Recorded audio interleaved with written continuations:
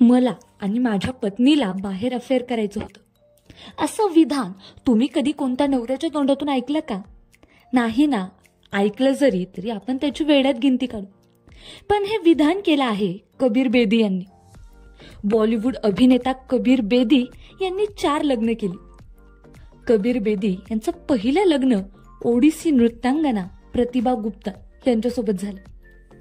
कबीर आणि प्रतिमा यांना 2 मुले देखील आहेत.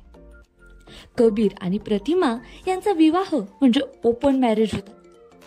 डिजिटल कॉमेंटरशी बोलताना कबीर म्हणाले होते की प्रतिभा सोबतचं लग्न तुटल्याचा मला आजही पश्चाताप होतो.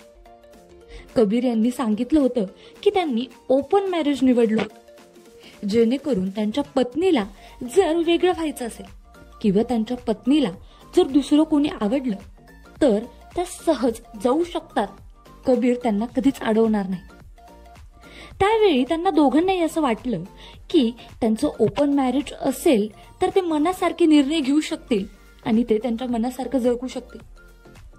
तुला जे करायचं ते तू कर, मला जे करायचं ते मी करेन. आपण एकत्र राहून मुलांचं संगोपन करू असं कबीर बेदी हे त्यांच्या पत्नीला म्हणाले होते. पण हे सर्व बोलायला जेवढं सोपं करणं तेवढंच अवघड होतं. कबीर बेदी यांनी प्रतिभानंतर सुसान हफरे, निक्की बेदी आणि परवीन दुजास यांच्याशी लग्न केलं होतं.